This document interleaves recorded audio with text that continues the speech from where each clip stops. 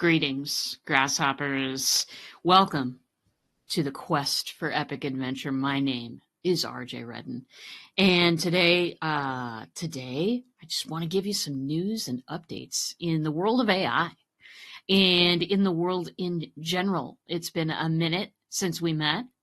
And I'm in the process of changing the podcast around a little bit. Next week, we'll be interviewing the indomitable, the incredible, the immeasurable Lynn Whitbeck.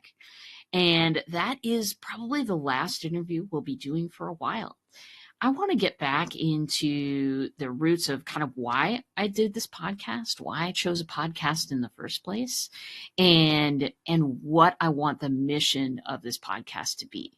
My podcast has changed a lot over the years. Every once in a while, we just need to, reinvent, put on a different face and go a different direction because I do it. I do it for myself. And I want this podcast to be me. I want it to impact the world and with my message and my little things that I have going on. And that's what I want. So here it is. Quest for epic engagement today. A little bit about some of the AI tools that I've tried. I also want to kind of go over what I'm thinking when I'm going over this stuff, when I'm finding out what these things do. It's a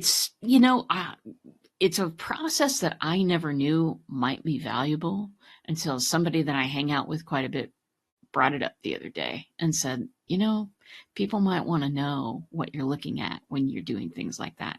So here we go. The tool I want to focus on today is called NotebookLM. Many of you might be familiar with it. It's a Google product, and plenty of my friends were talking about it. So I kind of got into playing around with it. I want to tell you about, what I was thinking when I made it, when I created this notebook and what I plan to do with it. So without further ado, I'm going to share a little notebook with you that I think that you might like to see. Let's do this, and we will share the screen. Sharing the screen. Isn't it nice when we all share the screen? Okay, so I'm going to show that. So NotebookLM, when you pop on it, it has a few examples that you can look at, a few kind of things that it has for sources from you, so you can kind of figure out what this thing does. And for me, it didn't take me long to find out that this is basically a notebook that you load with 50 of your favorite sources. And then you can ask questions. You can, the popular thing lately has been turn this into two podcasters talking about what you just, I don't know. I don't know if that really is something that I care to want to do, just because why wouldn't I podcast about my own thing? A lot of people have found that interesting. I don't find that interesting. I do find interesting being able to chat about these things and to be able to keep notes on what I'm finding out, and basically the ability to do this deep dive. That's what I'm kind of crazy about. I'm not super crazy about, the podcast part. Maybe they'll improve it or allow you some different options, but to me, it just really seemed like, really?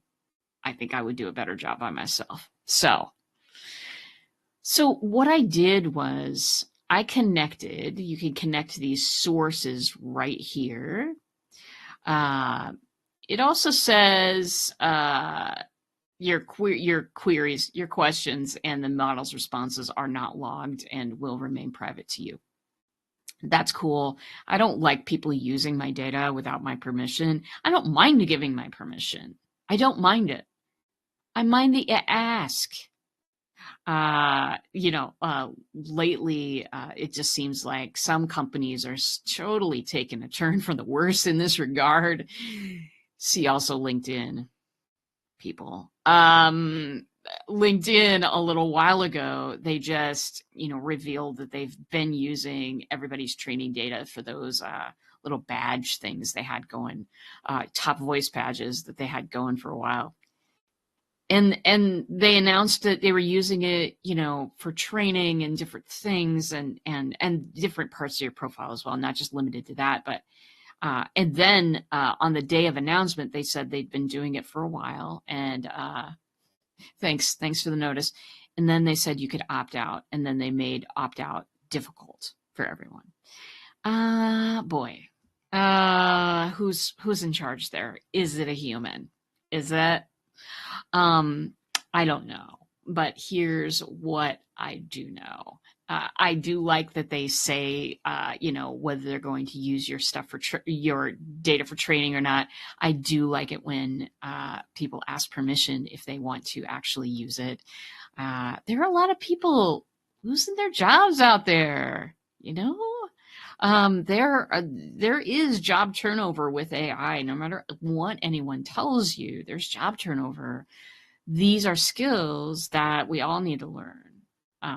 Entrepreneurs, people who have been in business a minute or a month or a millennium, people who work at large companies, just everybody most people that you can think of.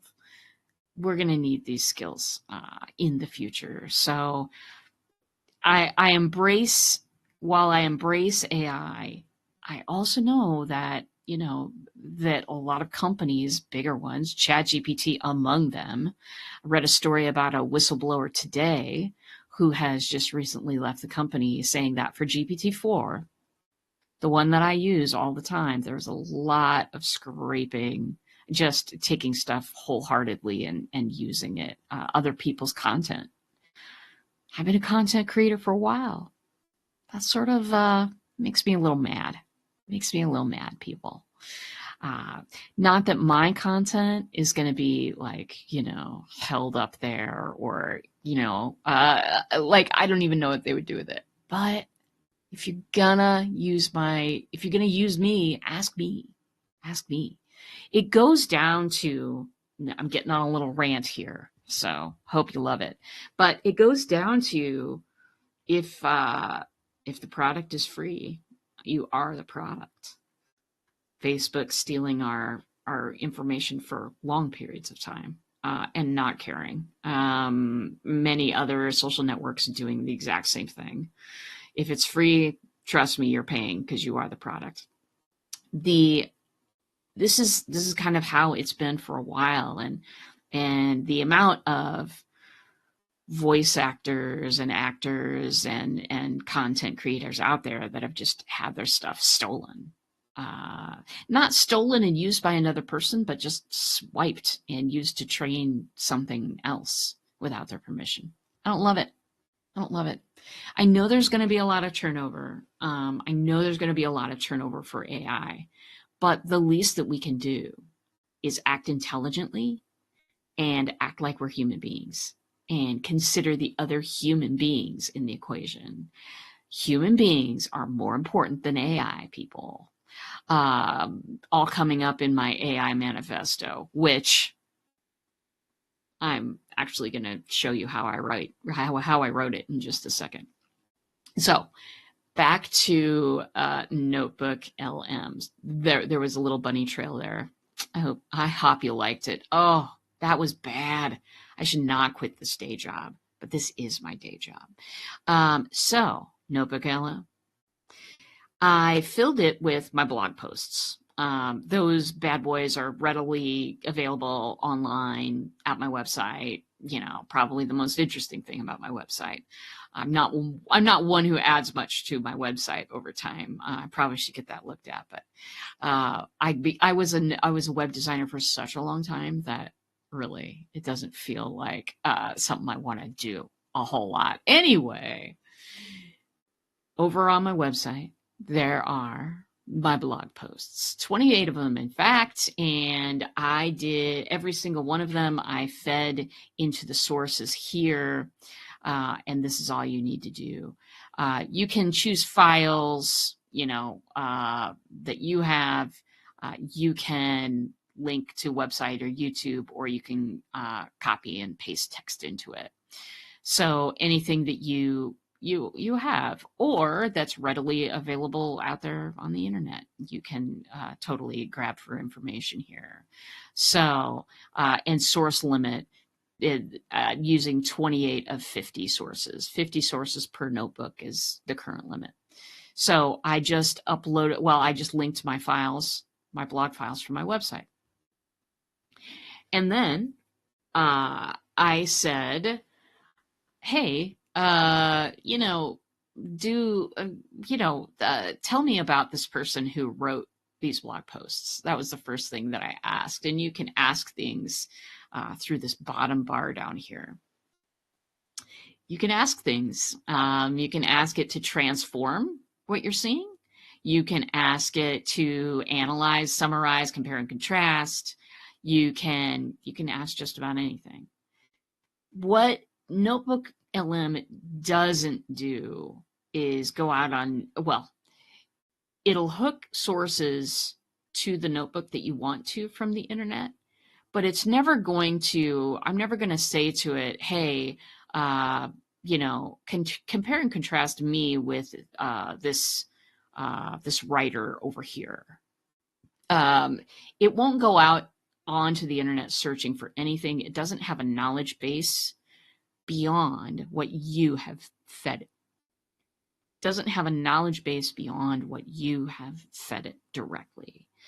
That's a little bit different than most of the large language models that we're used to using. GPT has a snapshot of the internet. I don't know. I don't know how far that thing's going now.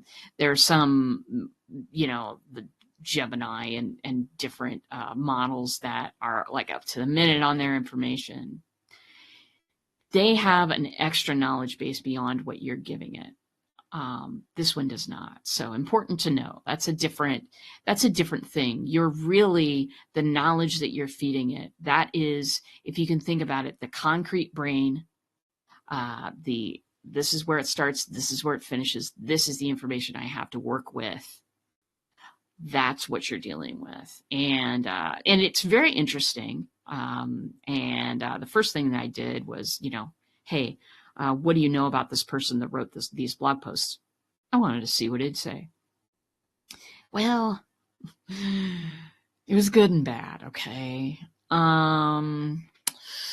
Because I got an explanation back. It was kind of okay. It described my personality, but it also called me a he. I'm like, well, I'm not very, I'm not hugely feminine, but dude, I'm not a dude. So I did share with the NotebookLM, hey, why do you think RJ is a guy? And it came back with a response that was frankly a bit ridiculous. It said that I had mentioned a wife, Megan, and it said that I had a confident and assertive tone, and that's why it thought I was a guy. And I was like, wow, hold the phone. Actually, hold everything for just a minute. And so I went off on a little, hey, there are plenty of women married to other women, and there are plenty of women that are confident and assertive out there. These are assumptions that are very much in error. the machine apologized to me in this chat and said, "Oh, okay. Well, I'm so sorry. I get where I made that. I get where I made that error." And I said, "Listen, here are my pronouns, and please use them accordingly. And this is who you're talking to." And it said, "Yes, yes." Uh, and then the very next question I asked it assumed I was a guy again.